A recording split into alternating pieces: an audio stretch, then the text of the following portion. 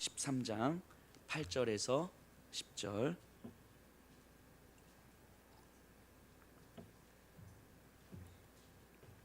우리 다 같이 한 목소리로 함께 읽겠습니다.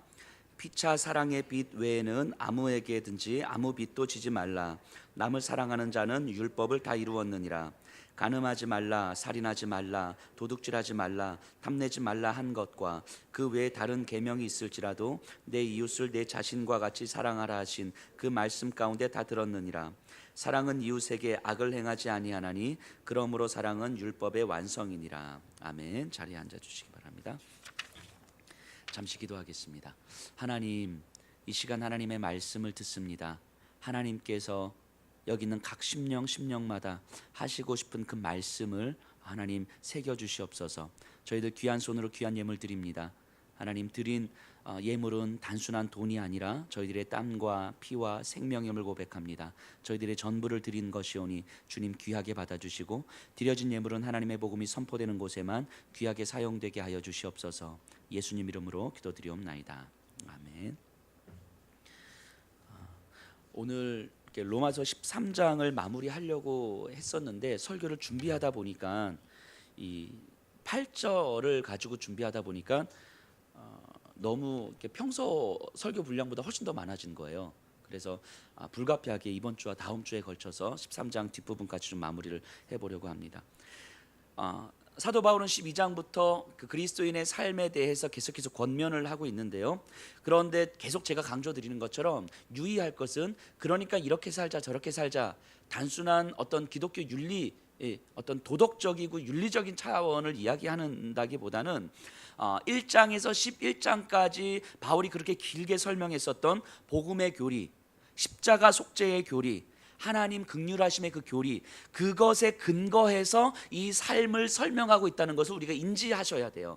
이 1장에서 11장까지의 내용을 따로 떼어놓고 12장부터 그러니까 우리 이렇게 살자 이런 것만 가지고 있으면 결국은 그냥 어떻게 살 것인가, 삶의 행위와 우리의 열정과 우리의 공로의 문제가 되어버리거든요. 그러니까 바울은 결국 그런 걸 이야기하는 게 아니다라는 거예요. 단순하게 착하게 살자, 구제하자, 어려운 이웃을 돕자 이런 차원을 이야기하는 것이 아니다라는 것을 염두에 두고 바울의 이야기를 들으셔야 됩니다. 그 지난 시간에는 그리스도인이 이 정치적, 사회적 인 존재로서 어떻게 이 시대를 바라봐야 될 것인가에 대한 이야기를 했고요. 그리고 오늘 본문이 나오는데 사랑에 대한 이야기예요. 그런데 아마 이제 12장부터 우리가 쭉 유익 있게 보셨으면 알겠지만 계속해서 바울은 사랑에 대한 이야기를 합니다. 그리스도인의 삶을 권면하면서 처음부터 끝까지 다 사랑이에요. 사랑. 그 가운데 어떤 정치적인 이야기, 사회적인 이야기 뭐 등등 이런 것들이 등장하는 거거든요. 그러니까 사랑이라고 하는 어떤 그 근거 위에 이 어떤 삶의 모습들을 계속 세워가고 있음을 알 수 있는 거죠. 바꿔 말하면 바울에게 있어서 복음의 핵심은 바로 사랑이다라는 걸 우리가 알 수 있어요. 그러니까 바울은 그냥 막연하게 사랑하자, 내가 할 수 있는 최선으로 사랑하자, 내가 할 수 있는 정도에서 사랑하자, 뭐 이런, 그래 우리 최선을 다해서 사랑합시다, 이런 걸 얘기하는 게 아니라는 걸 이제 우리는 눈치를 채셔야 되는 거예요. 그럼 바울이 이야기하는 사랑이 뭔지를 한번 생각해 봐야 되는데, 가장 기본적으로 결국 예수 그리스도의 십자가의 방식 아니겠습니까? 나에게 맞추는 것이 아니라 끊임없이 아주 세심한 부분에까지도 다른 이들에게 맞춰가는 방식들일 텐데요. 누군가는 이런 얘기했어요. 다른 이들을 배려하기 위해서 걸음을 사뿐사뿐 걷고 다른 사람들 때문에 문을 여닫을 때 조용히 여닫는 그 마음만으로도 충분히 성자입니다 라고 누군가가 그렇게 이야기했는데, 그 의미가 뭐겠습니까? 내 일상 속에서 내 옆에 있는 한 사람에 대한 마음이 끊임없이 우리에게 고민이 되어지고 생각이 되어지고 배려가 되어지는 그 삶의 방식에 대한 이야기를 하는 거죠. 그러니까 조용히 문을 여닫자 이걸 얘기하는 게 아니고, 끊임없이 내 옆에 있는 사람에 대한 이 마음의 자연스러움에 대한 이야기를 하는 거죠. 예전에 제가 다른 교회 있을 때 어떤 분이 저한테 넥타이를 하나 선물을 해주셨어요. 그래서 저는 당연히 주일날 그 넥타이를 메고 이제 왔는데, 어떤 다른 분이 이게 누가 선물해 주셨는지도 모르는 거죠. 그냥 제 넥타이를 딱 보더니, 목사님 넥타이 스타일이 그게 뭐예요? 목사님 그런 거 안 어울린다고, 앞으로 그런 스타일의 넥타이 하지 마시라고 이렇게 말씀을 하신 거예요. 저한테. 저희 교회 아니고 이제 다른 교회에서. 그러니까 그분은 저를 생각하시니까, 저를 사랑하시니까 저에게 어떤 맞는 스타일, 제가 좀 세련되잖아요, 스타일이. 그러니까 뭔가 이렇게 좀 촌스럽다고 얘기를 하는 거죠. 저를 사랑하니까 그렇게 말씀하신 거예요. 근데 그 얘기를 들으면서 제가 어떤 생각을 했냐면, 그분은 누가 선물해 준지 모르니까 그냥 얘기한 거잖아요. 근데 만일 이 넥타이를 선물해 주신 분이 바로 옆에 있었다면 이 말을 듣고 얼마나 마음 상했을까 싶은 생각을 해보는 거예요. 그러니까 이게 아무 생각 없이 그냥 할 수 있는 말인 거예요. 그리고 충분히 이해합니다. 충분하게 인정해요. 그런데 이렇게 내 옆에 있는 그 사람의 마음을 충분하게 배려할 수 있는 이 마음의 움직임들, 우리에게 익숙해지도록 만드는 것, 이런 것들이 지금 계속해서 바울이 그러니까 이야기하는 거예요. 그러니까 우리가 최선을 다해서 사랑합시다, 이런 차원을 이야기하는 게 아니라는 거죠. 가끔씩 우리가 이런 얘기를 들을 때가 있어요. 뭐 저희 분들은 이제 그러진 않으시지만, 지금도 세계 2초에 한 명꼴로 먹을 것이 없어서 아이들이 죽어간다고 하잖아요. 지금 우리가 예배를 드리고 있는 이 순간에서도 이 지구 어느 땅에선가는 먹을 것이 없어서 죽어가고 있단 말이죠. 마음이 아픈 거죠. 그런데 아니, 이 땅에 그렇게 기아로 죽어가는 아이들인데 어떻게 밥을 한 끼 15,000원짜리 밥을 먹을 수 있어? 어떻게 제정신이야? 어떻게 그리스도인이 그럴 수 있어? 이렇게 생각하고 이렇게 말씀하시는 분들이 가끔씩 계시죠. 때로는 지금 이제 라오스에 이제 물난리가 났잖아요. 그걸로 수많은 분들이 이제 피해를 입고 힘겨움을 겪고 있는데, 라오스에 그렇게 물난리가 났는데 어떻게 이 한국 땅에서 덥다고 물놀이를 그렇게 갈 수가 있어? 이렇게 근데 사실은 이 말이 뭐 틀리다고 생각하진 않아요. 그런데 이 말이 사랑은 아닐 수 있다는 것을 우리가 알아야 되는 거예요. 어찌 보면 이런 거죠. 나는 세계의 기아를 걱정하는 사람이고 세계의 힘겨운 사람들을 걱정하는 사람이야 라고 하는 자기 만족적인 고백이자 표현일 수 있는 거죠. 그런 어떤 자기 만족적 생각과 자기 만족적 기준을 가지고 내 옆에 있는 한 사람을 그저 사랑하지 못하는 모습인 거죠. 그러니까 뭐냐면 뭔가 옳은 걸 가지고 뭔가 이렇게 아는 거지, 그냥 내 옆에 있는 한 사람 그냥 15,000원짜리 밥 먹으면 저 사람은 충분히 저런 거 먹을 만하겠구나 라고 받아주고 그저 그냥 사랑해주면 되는 거잖아요. 그죠? 물놀이를 가면 정말 물놀이가 정말 재밌게 놀고 왔으면 좋겠구나 라고 사랑해주면 되는 거잖아요. 근데 내 옆에 있는 한 사람을 사랑해줄 수 있는 그런 마음이 없으면서 세계를 사랑한다고 이야기하는 건 사실은 진짜 사랑이 아니라, 이 사랑으로 인한 십자가의 방식으로 마음의 움직임이 이루어지는 것이 아니라 굉장히 나는 이런 사람이야 라고 하는 자기 만족적 기준과 고백을 하고 있는 것일 가능성이 크다라고 하는 거죠. 바울이 이야기하는 사랑에 대해서 우리가 좀 더 진지하게 한번 생각해 볼 필요가 있어요. 무언가를 행하고 무언가를 말하는 모습이 아니고 우리 마음 가운데 정말 사랑의 작동이 있는가, 그 사랑의 감격과 사랑의 감동으로 내 마음에 자연스러움이 있는가, 그래서 나도 모르게 자연스럽게 내 가장 옆에 있는 그 한 사람을 향하여서 문을 사뿐히 여닫을 수 있는 그런 마음의 작동들이 우리에게 있는가라는 것들을 한번 생각해 보셔야 되는 거죠. 그러니까 바울은 이것을 어떻게 복음으로 풀어가고 있는지를 좀 살펴보려고 해요. 8절 보세요. 13장 8절. 피차 사랑의 빚 외에는 아무에게든지 아무 빚도 지지 말라. 남을 사랑하는 자는 율법을 다 이루었느니라. 자, 아무에게든지 빚을 지지 말라. 원래 문장은 이런 거예요. 아무에게도 어떤 빚도 지지 말라. 단 사랑의 빚 외에는. 이 문장이 이렇게 되거든요. 자, 아무 빚도 지지 말라. 이 말은 바로 이 7절에 있는 말을 받아서 하는 이야기예요. 7절에 뭐라고 이야기하냐면, 모든 자에게 줄 것을 주되 조세를 받을 자에게 조세를 바치고 관세를 받을 자에게 관세를 바치고 두려워할 자를 두려워하며 존경할 자를 존경하라. 자, 그러니까 우리가 사회적 존재로서 마땅히 줘야 하는 것들에 대해서 감추거나 빼돌리거나 하지 말아라. 세금이 내 것이 있으면 다 내고, 누군가에게 빌린 것이 있으면 그대로 갚고, 뭔가 이렇게 내 유익을 위해서 내 것을 이렇게 꿈쳐두거나 감추거나 그러지 마라, 이런 거예요. 그러니까 이 시대 속에서 정직하게 그리고 투명하게 그렇게 살아가라는 거예요. 어떤 것도 빚을 지지 말고 살아가라는 거예요. 그런데 단 한 가지 빚은 지라는 건데, 이게 사랑의 빚이에요. 사랑의 빚. 이제 이 사랑의 빚이 뭔지를 우리가 이해하기 위해서는 로마서 1장으로 한번 가야 되거든요. 우리 로마서 1장으로 좀 한번 가볼게요. 로마서 1장 13절 14절이에요.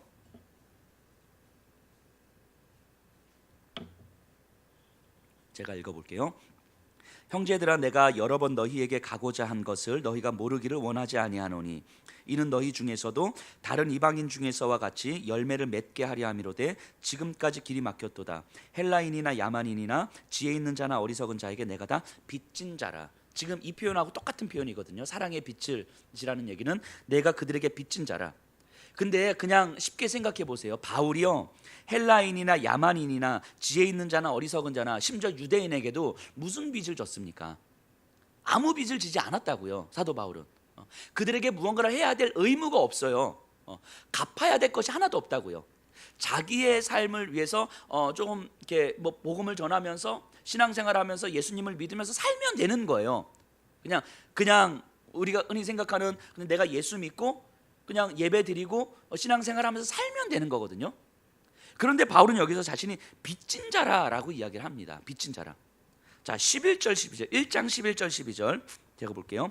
내가 너희 보기를 간절히 원하는 것은 어떤 신령한 은사를 너희에게 나누어 주어 너희를 견고하게 하려 함이니 이는 곧 내가 너희 가운데서 너희와 나의 믿음으로 말미암아 피차 안위함을 얻으려 함이라. 자, 로마에 있는 그리스도인들을 보기를 원하는데 그것도 간절히 원한다는 거예요. 그 이유가 무엇이냐면 나에게 있는 신령한 은사, 즉 예수 그리스도로 인한 믿음, 말씀, 영적 성장에 대한 이 간절함, 이것을 너희들에게 나누어 주어서 신앙적으로 단단하게 서기를 내가 간절히 원한다 이거예요. 이것 때문에 내가 너희를 보기를 원한다 이런 겁니다. 즉 나한테는 무언가가 있는데 나한테 있는 이것이 로마에 있는 너희들에게 이것이 정말 필요하지 않냐고. 나에게 있는 것이 너희에게 필요하다는 것을 내가 알아. 그러니까 내가 너희에게 가서 너희를 보고 이것을 나누어 주었으면 좋겠어. 이 얘기하는 거잖아요. 이거를 빚진 자다라고 이야기하는 거예요. 빚졌다라는 거예요. 그러니까 이 빚졌다라는 것은 무언가를 빌렸다는 의미가 아니에요. 제가 대학 다닐 때에 대학 다닐 때 이제 돈이 없으니까 이제 등록금도 이제 없고 어찌해서 아르바이트를 해서 내고 주중에도 돈이 없으니까 선배들하고 제 친구들한테 거의 제 밥을 많이 사줬단 말이에요. 그러다 이제 가끔씩 제가 아르바이트를 해서 이제 제 수중에 돈이 좀 있을 때가 있어요. 가끔씩 제가 쏘기도 했어요. 가끔씩 진짜. 근데 제 수중에 돈이 있을 때 제 친구들에게 제가 이렇게 이야기를 했거든요. 야, 내가 너희들에게 평소에 돈이 없어서 밥을 얻어 먹었는데 나에게 돈이 있는데 이걸로 내가 너희들의 밥을 살 수는 있지만 너희들은 내가 밥을 사주지 않아도 충분하게 밥을 먹을 수 있는데 내가 밥을 사주지 않으면 안 되는 아이들이 있다고. 힘겨운 아이들이 있다고. 얘네들한테 내가 도와주지 않으면 안 되는 아이들이 있는데 그럼 이 돈을 가지고 너희들에게 밥을 사는 게 좋겠냐, 얘네들한테 도와주는 게 좋겠냐. 당연히 얘네들 도와주는 게 좋죠. 그러니까 내 밥은 여전히 너희들이 살아. 제가 대학 다닐 때 그렇게 계속 얻어먹었어요. 그 친구들이 뭐라고 하겠어요. 거기서 사줬죠. 근데 이제 그렇게 이제 대학 생활을 했단 말이에요, 제가. 근데 이제 제가 제 마음에는요, 저에게 밥을 사주는 친구들에게 빚을 졌다는 마음보다는 제가 도와줘야만 하는 아이들이 있는데 이 아이들에게 빚을 졌다는 마음이 더 크게 드는 거예요. 제가 이 아이들한테 뭔가 빌린 건 없거든요. 그리고 뭘 해줘야 될 의무도 없거든요. 그런데도 불구하고 이 아이들에 대한 빚진 마음이 더 큰 거죠. 나에게는 있는 돈이지만 그 아이들에게는 없는데 그 아이들에게는 필요한 거예요. 그것이 내가 깨달아진 거죠. 이게 이제 빚진 마음이다라고 하는 거예요. 바울이 말하는 사랑의 빚은 이런 거예요. 그러니까 단순히 구제한다의 차원이 아니라 빚, 마땅히 갚아야 할 빚, 내가 도와주고 보상, 대가, 인정을 바라는 그런 것이 아니라 마땅히 해야 될 바, 이게 사랑의 빚이라고 이야기하는 거예요. 자, 1장 16절 가서 보세요. 내가 복음을 부끄러워하지 아니하노니 이 복음은 모든 믿는 자에게 구원을 주시는 하나님의 능력이 됨이라. 자, 여기서 능력이 됨이라. 이 능력이라는 단어가 처방하다, 이 처방이라는 의미로도 많이 쓰였거든요. 고대에는 처방하다. 그럼 바꿔 말하면 바울의 말에는 이런 의미가 있다는 것을 우리가 이제 해석해 볼 수 있는 거죠. 모든 믿는 자에게 구원을 주시는 하나님의 처방전이다 인 거예요. 바꿔 말하면 이 시대 사람들에게 헬라인이든 유대인이든 어리석은 자든 지혜 있는 자든 뭔가 삶에 문제가 있는 거예요. 그래서 뭔가 처방전이 필요한데 이 땅에 있는 그 어떤 것으로는 처방이 안 되는 거예요. 해도 안 되는 거죠. 그런데 바울은 알고 있는 거예요. 저 사람들의 삶의 문제에 처방할 수 있는 처방전을 내가 가지고 있다는 것을 알고 있는 거죠. 그러니까 그들에게 처방전을 내밀어 줘야 되는 거잖아요. 이게 복음은 구원을 주시는 하나님의 능력이다라고 이야기하는 거죠. 이게 빚이다라는 거예요. 빚, 사랑의 빚. 사도행전 3장에 보면요, 성전 미문에서 구걸하는 안진뱅이 사건이 나와요. 베드로와 요한이 성전으로 가다가 그 거린을 봅니다. 그리고 주목해서 말해요. 돈을 구걸하는 거린에게, 자, 나에게는 돈이 없어. 하지만 나에게 있는 것으로 너에게 줄 건데 나사렛 예수 그리스도 이름으로 명하노니 일어나 걸어라 했더니 일어나 걷는 사건이었어요. 자, 생각해 보세요. 이 거린은 나면서부터 한 번도 걸어보지 못했어요. 걷는 것이 평생의 소원이었고, 한 번 걸을 수만 있으면 진짜 죽어도 여한이 없을 것 같은 그런 삶인데, 그것은 불가능한 소원인 거죠. 현실적으로 불가능한 소원. 그래서 현실에서 하루하루 생존하기 위한 돈이 전부인 것처럼 사는 거예요. 그것이 자신의 삶의 처방전인 것처럼 사는 거예요. 그래서 베드로를 바라보면서도 돈을 구걸하고 있는 거잖아요. 한번 생각해 보세요. 이 거린에게 진짜 필요한 처방전이 돈이었습니까? 진짜 필요한 처방전이 돈이 아니었잖아요. 그런데 실제 많은 사람들은 그에게 돈을 주었고, 거린은 그것에 감사하며 살았어요. 거린도 사람들도 그것이, 돈을 받는 것이 처방전인 것처럼 알고 사는 거예요. 이것이 유일한 처방전이구나. 그러면서 매일매일 구걸하는 거예요. 매일매일 구걸하면서 매일매일 처방전을 얻으면서 매일매일 구걸하며 사는 거죠. 조금 더 많이 주면 감사하고, 역시 하나님 믿는 사람들은 돈을 더 많이 주는구나, 뭐 이런 거죠. 그러니까 올바른 처방전을 내리지 못하기 때문에 변하지 않는 이 현실은 어쩔 수 없는 현실로 여겨지게 되는 거예요. 이 현실 이상의 삶을 전혀 꿈꾸지 않는 거죠. 꿈꿀 수가 없는 거죠. 불가능하다고 생각하기 때문에. 근데 이 거린과 이 사람들의 모습이 오늘을 사는 우리들의 모습과도 정말 좀 비슷하다라는 생각을 좀 가끔씩 해보게 됩니다. 우리에게 정말 필요한 처방전이 돈인 것처럼 사는 거죠. 돈이 있으면 내 삶의 문제가 해결되는 것처럼. 그리고 매일 구걸하듯 살아가는 거죠. 매일매일. 매일매일이 힘든데, 쫓기듯 돈 때문에 그렇게 사는데 그 돈이 있으면 된다고 생각하는, 이게 참 희한하죠. 돈 때문에 그렇게 불안하고 두려운 삶을 살아가고 매일매일 쫓기듯 살아가는데 그것만 있으면 된다고 생각하는 거예요. 근데 이거는요, 엄밀하게 보면요, 우리를 한번 살펴보세요. 엄밀하게 보면 돈이 있으면 행복해질 거라는 생각이 아니에요. 그게 아니고, 돈이 없으면 불행해질 거라는 두려움 때문에 사는 거죠. 잘 생각해 보세요. 돈이 있으면 내가 행복해질 거다라는 생각이 아니고, 돈이 없으면 불행해질 거라는 그 두려움 가운데 살아가는 거예요. 그러니까 이 거리는요, 성전 미문 앞에 앉아 있었던 이 거리는 불행하지 않기 위한 삶을 사는 거예요. 왜냐하면 행복해지기 위한 삶은 불가능한 일이라고 보는 거고, 덜 불행한 삶을 선택하면서 살아가는 거죠. 그러니까 우리도 정말 그런 거 아니겠습니까? 생각해보면 정말 행복해지기 위한 삶이 아니라 덜 불행해지기 위한 삶을 살고 있는지도 몰라요, 우리는. 그러다 보니까 어느 순간 덜 불행하면 그것이 마치 행복인 것처럼 느끼며 살아가는 거죠. 그러니까 항상 불행함에 대한 두려움이 우리를 지배해요. 그래서 더 불행해지지 않기 위해서 내 삶의 방어 기제들을 계속 만들어가는 거죠. 최소한 이 정도는 해야 덜 불행할 것 같고, 이 정도는 있어야 내가 조금 더 불행해지지 않을 것 같은 그런 마음인 거죠. 그 거린이나 오늘을 사는 우리 현대인들이나 별반 다르지 않은 듯한 거예요. 그 거린을 바라보면서 베드로가요, 그에게 돈 몇 푼 쥐어줄 수가 없었던 거예요. 돈 몇 푼 쥐어주는 것이 내 마음을 만족시킬 수는 있죠.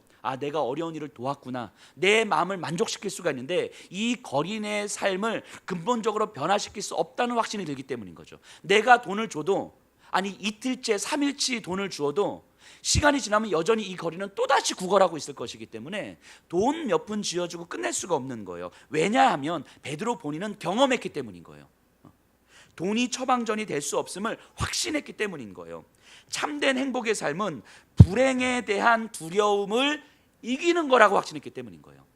덜 불행하기 위한 삶을 사는 게 아니라 불행에 대한 두려움을 이기는 것이 진짜 행복한 삶이라는 것을 본인은 경험했기 때문인 거예요. 근데 그것은 어떻게 가능하냐면, 죽음을 이기신 예수님을 구주로 영접하는 것 말고는 죽음에 대한 두려움, 이길 수 있는 힘은 죽음을 이기신 예수 그리스도를 구주로 영접하는 것 말고는 불가능하다는 것을 깨달은 거죠. 베드로는 이걸 분명히 깨달았죠. 내가 아무리 못나고 내가 가진 것이 없어도 나를 소중히 여기시고 그저 나를 사랑하시는 그 은혜로 베드로는 다시 태어남을 경험했기 때문이에요. 그러니까 그 거린을 보면서 돈 몇 푼으로 해결할 수 없는 그 삶의 문제 앞에서 나에게 있는, 베드로에게 있는 예수 그리스도의 사랑과 은혜를 처방전으로 알려줄 수밖에 없는 거예요. 왜냐하면 그 거린에게 빚진 자였기 때문인 거죠. 베드로는 그걸 확실하게 알고 있는 거예요. 이 예수를 주로 고백하는 것 말고는, 예수 그리스도의 능력이 아니고서는 당신의 삶이 근본적으로 변화될 수 없다는 사실을 확신한 거예요. 나도 그랬으니까. 근데 내가 경험하고 나니까 돈 몇 푼으로 내가 당신의 지금을 위로하고 싶지 않다라고 이야기하는 거예요. 이 삶을 근본적으로 변화할 수 있는, 당신이 궁극적으로 진짜 원하는 걷는 것, 진짜 행복한 삶을 사는 것, 덜 불행하기 위한 두려움을 이길 수 있는 힘이 있는데, 내가 그걸 알고 있는데, 그러니까 이거를 알려줄 수밖에 없는 거예요. 이것 외에 다른 방식으로 돈 몇 푼 쥐어주고 끝낼 수가 없는 거죠. 이게 빚진 자라고요. 빚진 자. 현실적으로 보면요, 베드로는 그 거린에게 굳이 할 필요가 없었어요. 왜냐하면 그때 당시에 복음을 이야기하고 예수님을 이야기한다는 건 괜히 이야기했다 봉변당하고, 괜히 이야기했다 사람들이 우르르 몰려가지고 너도 예수의 도당이냐 하면서 막, 그러니까 내 위험을 감수해야 되는 일인 거잖아요. 예수의 이름으로 일어나 걸어라. 이건 사람들이 나를 어떻게 바라보고 돌로 칠지도 모르는 그런 상황이잖아요. 그러니까 굳이 그렇게까지 할 필요가 없었다고요. 베드로는 그렇게 할 이유도 없었고, 그렇게 할 의무도 없었고, 누가 그렇게 강요하거나 명령한 것도 아니었다고요. 근데 베드로는 그렇게 할 수밖에 없었던 거예요. 왜냐하면 빚을 지고 있었으니까. 사랑의 빚을 지고 있었으니까. 복음의 빚을 지고 있었으니까. 세상의 눈으로 보면 얼마든지 그럴 수 있는 거죠. 합리적으로 보면, 이성적으로 보면, 논리적으로 보면 베드로는 굳이 하지 않아도 되는 일을 한 거죠. 하지만 베드로는 분명히 알고 있었던 거죠. 할 수밖에 없다는 것을. 이게 복음이죠. 오늘을 사는 우리를 한번 보세요. 정말 바쁘게 힘겹게 살아요. 우리의 현실이 너무 어렵잖아요. 그러니까 돈을 벌어야 되는데 이게 만만치 않아요. 점점 물가는 오르고 자녀들에게 들어가야 될 돈은 많아지는데 수입은 한정돼 있고, 오히려 갈수록 더 어려워만지고, 그러니까 더 열심히, 더 애를 쓰면서 그렇게 살아갑니다. 정말 치열하게. 그런데 그렇게 시간이 갈수록 남는 게 별로 없어요. 남는 게 지친 마음과 주변에 아무도 없는 것 같은 외로움과 그 공허함과, 근데 어느 순간 이런 마음이 훅 들어오면, 보통 한 40대 중반 50대 초반이 되면 이런 마음이 훅 들어오더라고요. 특히 이제 우리 남성 여성분들 할 거 없이, 그러니까 이 어느 순간 그렇게 정말 자정을 위해서, 자녀들을 위해서 최선을 다해서 살았는데 어느 순간 외로움과 공허함이 훅 들어오면, 밀려 들어오면 이제 우울증이 들어오는 거예요. 우울함이 들어오는 거죠. 정말 열심히 살아온 내 삶이 아무 의미 없게 여겨지는 순간이 딱 들어오는 거예요. 내 존재가 부정당하는 것 같고, 아무도 나에게 관심을 가져주지 않은 것 같고, 이런 마음을 어디에서도 말할 데가 없는 것 같고, 그래서 이제 무엇을 해야 될지 잘 모르겠고, 그래서 이제는 가족에게 기대려 하는데 어느 순간 아이들은 훌쩍 다 커버려서 대화가 안 돼요. 이젠 정말 갈 데가 없는 거죠. 근데 이게 사실은 우리들의 모습 아니겠습니까?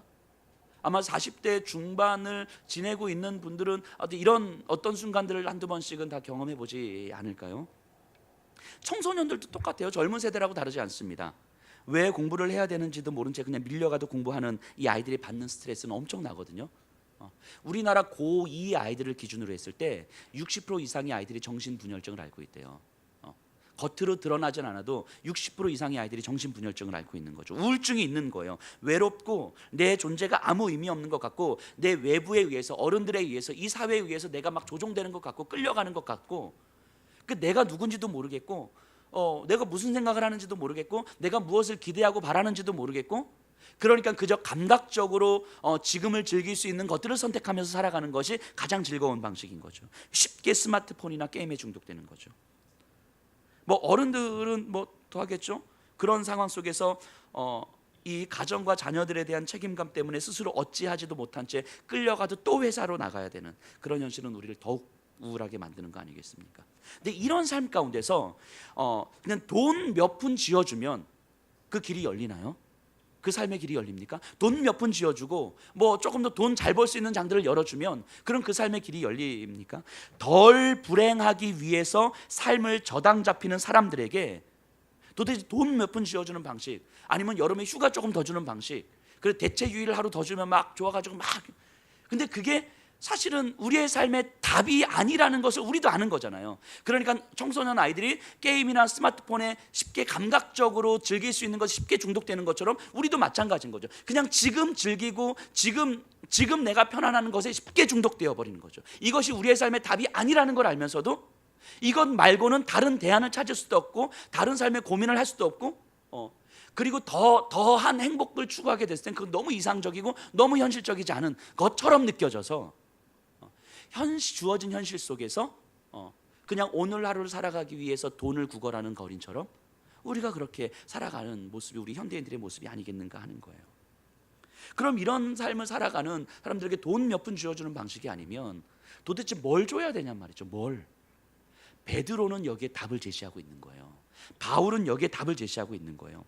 현실적으로는 불가능하다고 여겼던 것, 걸어보는 것, 걷는 것, 이거 다시 붙잡으라는 거예요. 걷는 것, 네가 진짜 바라는 것, 정말 행복한 것, 그거 붙잡으라는 거예요. 현실적으로 불가능하다고 완전히 치부했었던 그것 붙잡으라는 거예요. 그리고 그것을 붙잡을 때 우리는 이렇게 이야기할 수 있어요. 그건 너무 현실적이지 않아요. 그건 너무 이상적이잖아요. 그렇게 충분하게 이야기할 수 있습니다. 그렇게 말하는 현실에서 실제 그것을 가능케 해주는 유일한 능력인 예수 그리스도의 이름을 붙잡음으로써 그 이상을 꿈꿔보라는 거예요. 그 불가능해 보이는 그 현실을 꿈꿔보라는 거예요. 하나님께서 예수님을 통해서 하셨던 그 십자가의 사랑과 부활의 능력을 믿음으로 붙잡아 보라는 거예요. 어차피 현실에서는 답이 없는데, 그래서 돈 몇 푼 쥐어주는 거 가지고 오늘을 살고 내일 또 구걸하는 삶을 살아가는 것이 우리들의 삶일진데, 그렇게 평생 비참하게 살아가는 삶이 아니라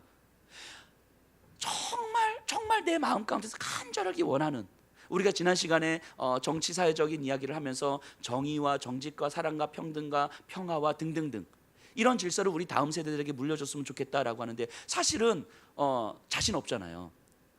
우리 자신 없잖아요. 지금 우리가 살아가는 현실을 바라보면서 내 자녀와 그 다음 자녀 세대들에게 그런 시대를 물려줄 거라는 자신 없잖아요. 갈수록 더해져면 더해졌지. 현실적으로 불가능한 거죠. 이런 정치 질서 속에서, 이런 사회적 질서 속에서, 이런 문화와 이런 교육적 질서 속에서 우리 다음 세대들에게 그런 우리가 꿈꾸는 그런 질서를 물려주는 건 불가능한 것처럼 여겨지는 거죠. 그러니까 어떤 생각을 하게 되냐면, 다음 세대에 어떤 삶을 물려줄 것인가가 아니라 그냥 내 새끼 잘 살면 되지, 이런 생각에 집중돼서 살아가는 거잖아요. 하지만 그 불가능해 보이는 그 현실을 한번 붙잡아 보자는 거죠.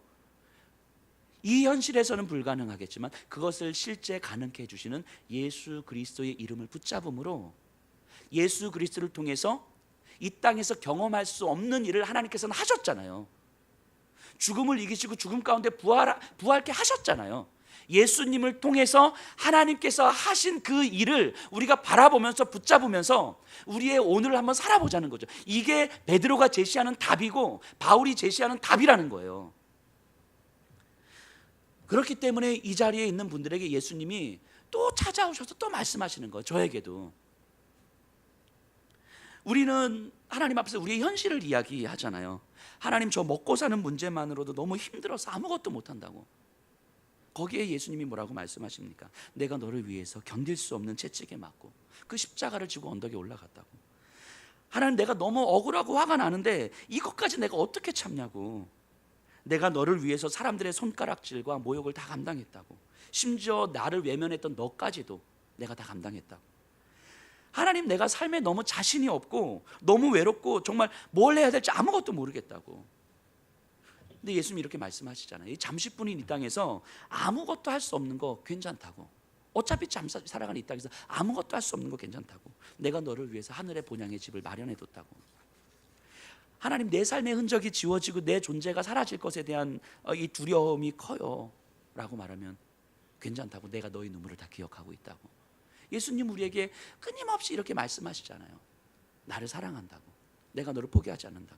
우리의 현실을 너무도 잘 아시는 예수님께서 우리에게 돈 몇 푼 쥐어주면서 오늘을 살게 하지 않으시는 거예요. 내일 또 구걸하도록 오늘 우리를 놔두시지 않은 거예요. 예수님은 우리에게 십자가 위에서 피를 흘리면서도 내가 이 피를 흘리는 이유가 너를 보호하기 위해서고 너를 지키기 위해서라고. 내가 너 하나면 충분하다는 거. 세상의 손가락질 내가 다 받을 테니까 너는 그저 그냥 내 안에 있으면 되는 거라고. 너 힘든 거 알고, 너 우울한 거 알고, 너 지쳐 있는 거 알아. 그래도 괜찮다고. 그래도 괜찮다고. 내가 너를 사랑하니까 네가 해함을 받지 않도록 내가 너를 지키고 있으니까 괜찮다고. 이렇게 예수님 말씀하시는 거잖아요. 그 십자가 앞에 서면 그 예수님의 말씀이 들리는 거잖아요. 그러니까 예수님을 만나면 내가 보이기 시작해요. 내 자신이 보이기 시작해요. 아무런 답을 찾을 수 없는 내가 보이기 시작하는 거예요. 그 이전에는 답이 아닌 것을 답인 줄 알고 살다가 지쳐 있다면 예수님을 만나면 정말 답을 찾을 수 없는 존재가 나구나, 이걸 깨닫게 되는 거예요. 그것이 죄라는 것을 깨닫게 되는 거예요. 십자가의 속죄의 은혜가 내 죄를 용서해 주셨고 부활하신 예수님으로 인해 새로운 삶이 열렸다는 것을 이제는 보게 되는 거예요. 내가 아무리 바닥을 치고 아무리 힘들어해도 그 모습을 그저 그냥 말없이 안아주시는 예수님의 사랑 안에서 내 존재의 의미를 발견하고 내 삶의 의미를 다시 찾게 되는 거예요. 그러면 빚진 자가 되는 거예요. 그러면 돈 몇 푼 쥐고자 애를 쓰는 사람을 이제 보게 되면 그 사람을 향해서 내가 빚진 자의 마음이 드는 거예요. 그들에게 처방전을 이야기하고 싶은 거예요. 저들을 사랑하게 되는 거예요. 사랑하는 마음이 커서 그냥 안아주게 되는 거예요. 그들과 함께 그저 울어주게 되는 거예요. 그러면서 조금씩 예수님을 닮아가는 거죠. 그렇게 복음을 담고 살아가는 축복의 통로가 되는 거예요. 이게 하나님 바울이 이야기하는 축복의 통로 아닙니까? 주께 힘을 얻고 그 마음에 시온의 대로가 있는 그대는 하나님의 축복의 사람이죠. 주님 그대를 너무 기뻐하시죠. 그대 섬김은 아름다운 찬송, 그대 헌신은 향기로운 기도. 그대가 밟는 땅 어디에서라도 주님의 이름 높아질 거예요. 이게 빚진 자의 삶이잖아요. 빚진 자로 살아가기 때문에 때로는 섬기게 되고 때로는 헌신하게 되는데 이것이 아름다운 찬송이고 향기로운 기도라고 고백하는 거죠. 그렇게 점점 예수님을 닮아가는 거예요. 제가 목회를 하면서 참 배우는 게 많아요. 제가 원래 그런 사람은 아닌데 참 많이 배우게 돼요. 물론 저희 성도님들은 완전히 좋아요. 제 마음에 쏙 들어요. 진짜. 근데 목회를 하다 보면 사실은 저하고 안 맞는 분들도 계시고 제 마음을 힘들게 하는 분들도 계시고 이해가 안 되는 모습도 있고 답답한 모습도 있고 이런 한숨이 나오는 모습들이 있거든요. 그런데 이렇게 목회를 하면서 이런 걸 배워가는 것 같아요. 내 마음에 안 드는 것보다 그를 더 사랑하는 거예요. 내가 이해가 안 되는 것보다 그를 더 사랑하는 거예요. 그러면 괜찮아져요. 답답한 것보다 더 사랑하는 거예요. 막 한숨이 나오고 화가 나는데 그것보다 더 사랑하는 거예요. 그러면 괜찮아지는 거예요. 이해가 안 되고 화가 나고 답답한 것이 문제가 되는 이유는 그 문제보다 그 사람을 더 사랑하지 않기 때문인 거죠. 그 문제보다. 저희 자녀들이 제 마음에 쏙 들지 않잖아요. 수학 문제 같이 풀다가도 그저께 밤에도 수학 문제 같이 풀다가도 이게 훅 올라오거든요. 마음에 안 들고 문제를 잘못 이해하고 자기 막 고집을 부려. 이게 아니라고 이야기해도 막 여기서 스물스물 올라오는 거죠. 그래서 막 이제 그럼 네가 혼자 풀어라고 하고 싶은 말이 여기까지 나오다가도 참는 거거든요. 근데 내가 마음에 안 드는 그 문제보다 얘를 더 사랑하는 거예요. 그러니까 괜찮은 거거든요. 그 문제보다 얘를 덜 사랑하면 이것 때문에 갈라지죠. 이 아이가 너 호적 팔아 이렇게 갈라지는 거죠. 근데 그 문제보다 얘를 더 사랑하기 때문에 괜찮은 거라고요. 그러니까 결국 이해가 안 되는 저 사람의 문제는, 내가 답답해하는 저 사람의 문제는 저 사람의 문제가 아니라 저 사람을 더 사랑하지 못하는 나의 문제인 거죠. 이거를 이제 좀 조금씩 배워가는 것 같아요. 왜 저러지? 이게 문제가 아니라 저 사람을 왜 내가 더 사랑하지 못하지? 이 문제라는 거죠. 이걸 배워요. 내 안에 사랑이 없음을. 내 안에 사랑이 없음을. 그래서 사랑 없는 나를 문제 삼지 않고 더 사랑해 주시는 예수님의 사랑을 묵상하려고 하는 거예요. 사랑 없는 나, 비참한 나, 죄인인 나, 예수님 앞에서 드러낼 것 없는 나를 전혀 문제 삼지 않고 나를 더 사랑해 주시는 예수님의 사랑을 묵상하는 거예요. 내 안에 비참함이 있어도 그거 감추지 않아도 된다고. 그건 내가 다 안다고. 그래도 내가 너를 향한 사랑은 너의 죄보다 항상 더 크다고. 이렇게 말씀하시는 예수님의 사랑을 묵상해요. 그리고 다시 우리 성도님들을 보면요, 죄송해져요. 진짜로 죄송해져요. 더 사랑하지 못해서 죄송해지고, 내 안에 나도 모르는 어떤 판단과 이 평가를 겉으로 드러나진 않아도 내 안에 나도 모르게 왜 저러지? 저러면 안 되는데, 나도 모르게 이런 평가와 판단을 하고 있어서 그냥 죄송해지는 거예요. 그냥 그저 사랑하면 되는데, 그 모습이 어떠하든지 내가 아무리 내 경험적으로 이해가 안 되더라도 그냥 그저 사랑하면 되는데 왜 내 안에서 계속해서 어떤 판단들을 하고 있지? 이걸 배워가는 것 같아요. 내 안에 사랑이 없기 때문에 또 끊임없이 예수님의 사랑 앞에 내가 다시 서고, 그리고 다시 우리 성도님들을 바라보고, 그럼 또 죄송해지고, 또 하나님 앞에 또 회개하고, 또 그저 사랑하면 되는데 라고 다 먹고, 또 사랑하지 못하는 나를 또 바라보면서 예수님 앞에 다시 서고, 그렇게 사랑의 빚진 자로 살아가기를 구하는 거예요. 내 안에 사랑이 없기 때문에 예수님의 사랑 앞에서만 내가 사랑의 빚진 자로 살아갈 수 있다고 하나님 앞에 고백하게 되는 거죠. 그래서 이 말씀을 묵상하면서 제가 어제 설교 준비를 할 데가 없어서 이제 노트북을 들고 이제 커피숍에 가서 혼자서 이렇게 책을 보면서 설교를 준비를 하고 있는데, 이 말씀을 묵상하는데 갑자기 마음에 이렇게 너무 하나님 앞에 죄송한 마음도 들고, 생각해 보니까 이 설교를 준비하면서 우리 성도님들한테 너무 죄송한 마음이 드는 거예요. 내가 그저 사랑하면 되는데 그저 있는 그대로 사랑을 하지 못했던 내 모습들이 볼 때 너무 죄송한 마음이 드는 거예요. 그래서 혼자서 커피숍에서 앉다가 혼자서 남자 혼자 책 보고 노트북 보고 앉아 있다가 커피숍에서 혼자서 막 울고 그랬어요. 죄송해요. 정말 사랑의 빚진 자로 살아가기를 구하는 거예요. 내 안에는 그렇게 살아갈 힘이 없으니까 예수 사랑을 힘입어서 그렇게 살아가고 싶은 거죠. 이 찬양이 생각이 나더라고요. 어제 설교 준비하는데, 전부터 계신 주께서 영죽을 죄인을 보혈로 구해 주시니 그 사랑 한없네. 나 예수 의지함으로 큰 권능 받아서 주님께 구한 모든 것 늘었겠습니다. 그 예수 사랑 앞에 서지 않으면 사실 내가 결코 사랑의 빚진 자로 살아갈 수 없다는 것을 알게 되는 거예요. 바울은 우리에게 이거 이야기하는 거예요. 바울은 우리에게 피차 사랑의 빚진 자로 살아가라고 할 때 이거 이야기하는 거예요. 그리스도인이 우리를 구속해 주신 그 예수 그리스도의 그 사랑 앞에서 우리가 과연 어떤 모습으로 서 있는가. 때로는 우리가 이렇게 이야기하시는 분들이 있어요. 나는 그렇게까지 사랑하고 싶지 않고, 나는 그냥 이대로 살아가고, 이대로 살아가는 게 편하고, 굳이 그렇게까지 살아가야 되나 하는 식으로 이야기하는 사람들이 있지요. 근데 자세히 그 마음을 들여다보면요, 정말 사랑하고 싶지 않은 게 아니라 두려움이 큰 거죠. 두려움이. 내 안에 끝까지, 누군가를 끝까지 사랑할 수 있는 힘이 없다는 걸 알기에 내가 원하는 대로, 내가 준 대로 반응이 나오지 않으면 내가 실망할 것 같고, 내가 상처받을 것 같고, 근데 내가 실망하고 상처받는 것이 두렵고 그러고 싶지 않은 거죠. 실망하는 자신이 두려운 거예요. 그래서 아예 실망하지 않는 방법을 선택하는 것뿐인 거죠. 마음에 힘이 없는 거예요. 사랑할 수 있는 힘이 없는 거예요.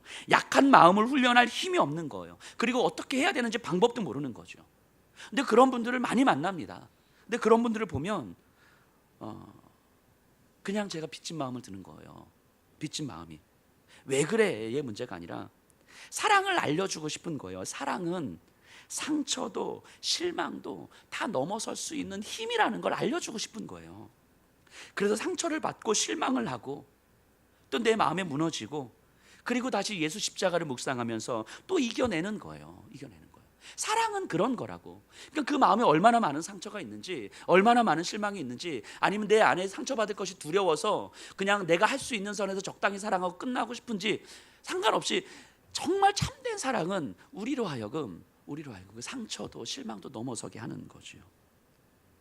바울은 아마도 이 십자가의 사랑을 끊임없이 묵상했을 거예요. 1차 전도 여행 때 도중에 힘들다고 이게 도망가 버린 그 마가 요한을 용납하지 못하고 사랑하지 못하는 자기 자신을 바라보면서 엄청 실망스러웠을 거예요.